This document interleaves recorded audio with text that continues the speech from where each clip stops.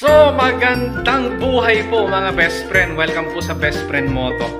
So, today's vlog mga best friend, ito na po yung part 2 ng ating pong pagkuha po ng ating pong pinapangarap na motor, which is yung pong Yamaha X-Max 300 version 2 mga best friend. So, sa vlog po na ito mga best friend ay ipapakita ko po sa inyo kung ilan po ang konsumo ng isang 300cc na motor, which is ito pong X-Max 300. So mula travel po namin, mula Cabanatuan City hanggang dito po sa Cabarrugues, Quirino, mga best friend, ipapakita ko po sa inyo kung gaano po katipid ang isang X-Max 300. Sulit nga ba ang motor na ito?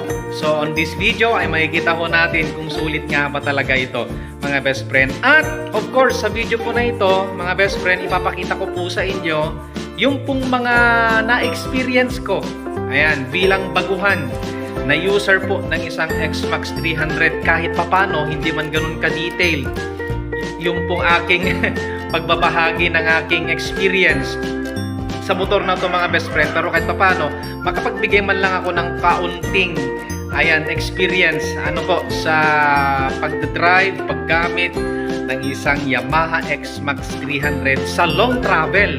Okay, long travel po ito mga best friend. So sana po sa konting kaalaman na may babahagi ko po sa inyo, at ito makikita ko natin kung ilan ang konsumo ba talaga ng isang X-Max 300. Sulit ba itong motor na to mga best friend? At ayan, kung sa tingin nyo sulit ang motor na to mga best friend, at kung X-Max user po kayo, mag-comment down po kayo mga best friend, at sabihin nyo din po yung pong experience ninyo sa motor po na ito mga best friend. Alright? So bago po natin puntahan yung video mga best friend, baka ngayon lang po kayo napadpad sa ating pong Facebook page Best Friend Moto, baka naman i-click nyo na po yung follow button, paki-like po ang video po nito, paki-share, and comment down mga best friend kung gustong-gusto at pinapangarap nyo din po ang ganitong klaseng motor, which is X-Max 300. Okay, so sana po mag-enjoy po tayo sa vlog po na ito. Ito na po yung pong video mga best friend. So yun na nga mga best friend, nakuha na natin itong pangarap nating motor. Ayan, salamat sa Diyos. At yung mga pinapangarap natin ibinibigay ng Panginoon mga best friend. So bali first impression ride natin ito mga best friend. Ngayon lang tayo maghawak ng X-Max. So ang oras ay 12:38. Bilang PCX 160 user papunta sa X-Max mga best friend, ay ito yung first impression natin. Grabe, napakaganda, ewan. Teka, namnamin muna natin yung pakiramdam mga best friend ng X-Max. Mag-a-adjust pa lang tong katawan ko dito. As in mga best friend, this is my first time to ride a Yamaha X-Max. May hatak din siya mga best friend. Siyempre 300cc pa naman, wala akong masabi.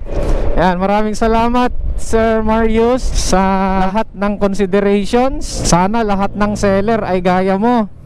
At maging dun po sa kanyang misis mga best friend, shout out na rin. Binigyan pa tayo ng kanyang produkto. Ito po mga best friend, ayan, ipopost natin. Kasarap isama sa pagkain mga best friend. Grabe, ang ganda niya sa lubak. Yung play nung pong shock niya mga best friend ay ayos. Okay mga best friend, nandito na tayo sa Balok na by Siha. Grabe mga best friend, ibang iba yung experience ko dito sa my X-Max.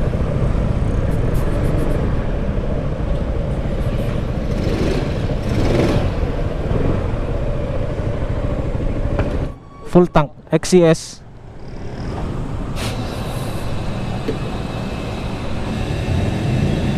Okay na yan? Sige pa. Yan, okay na yan.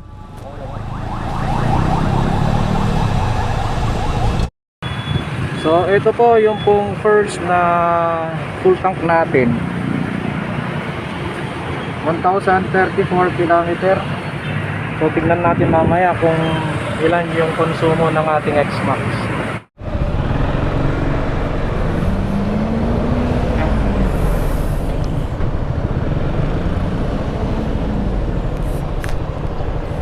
Mag-refresh muna tayo. Sige. Let's go mga best friend.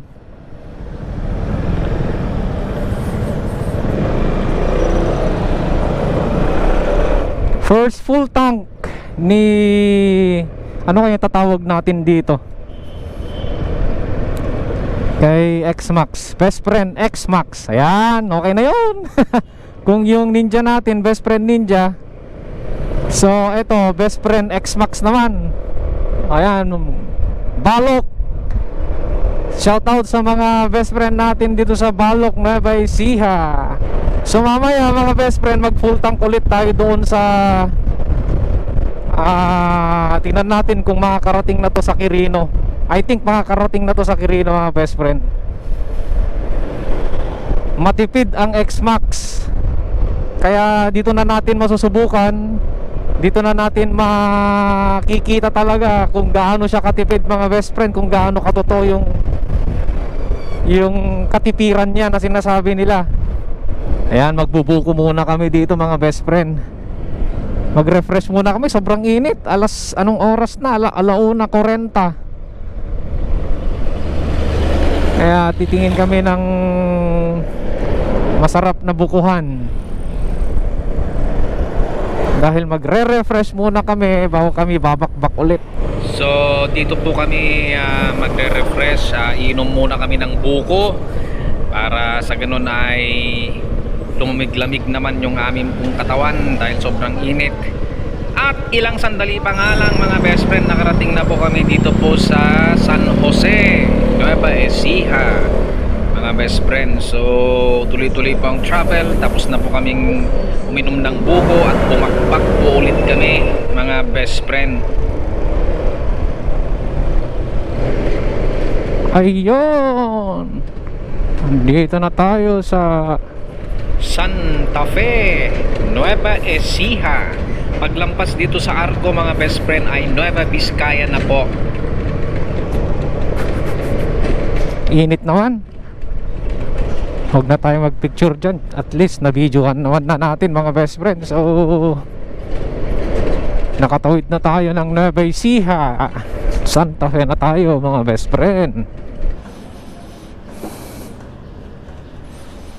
Sir, thank you. Sir,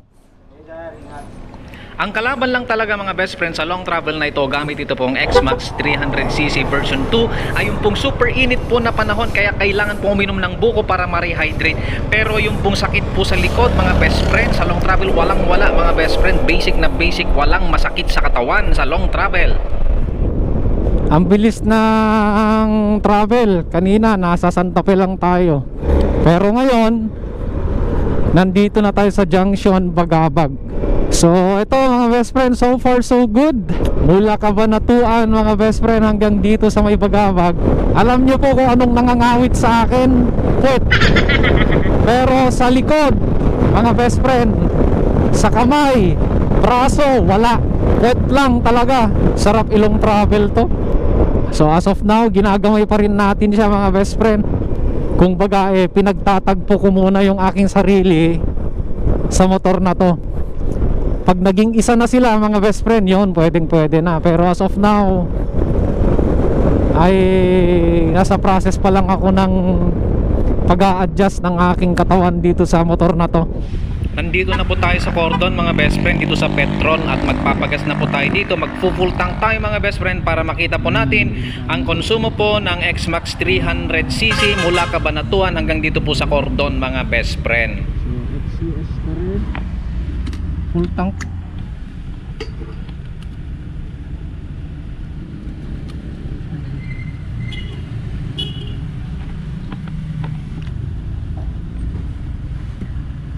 Ito po yung pong na-konsumo natin mula nung nag-full tank po tayo. 5 liters, 5.37, so 5.4 liters.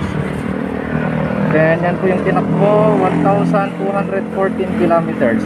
Yan, computin natin mga best friend.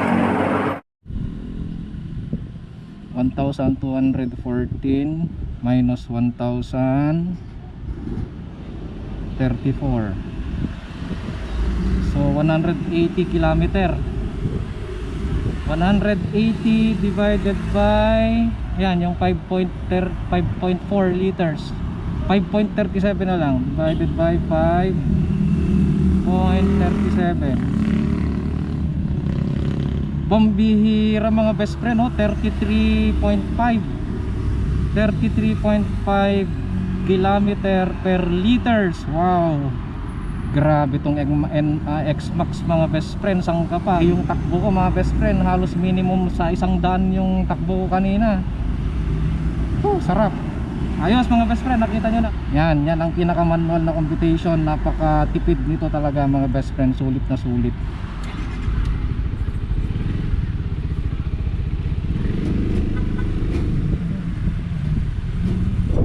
Okay mga best friend, ito, nandito na kami sa Cordon. Ayan o. Ewan ko lang nakikita, pamilihang bayan ng Cordon. Ayan o. Alright, dito na natin tatapusin mga best friend itong vlog natin ngayong oras na to. Maraming salamat mga best friend sa inyo pong panonood. Paki-share, paki-like po ang video po na ito. At kung nakarating po kayo sa punto na to, ay baka naman pwedeng paki-click po yung follow button mga best friend. Okay, ingat po tayong lagi sa pagra-rides. When you ride, live your pride. At sa Diyos lamang tayo umasa at wag sa maling akala.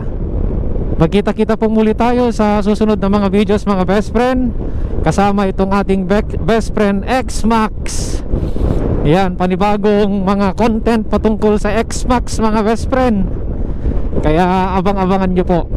Marami pong salamat and God bless us all.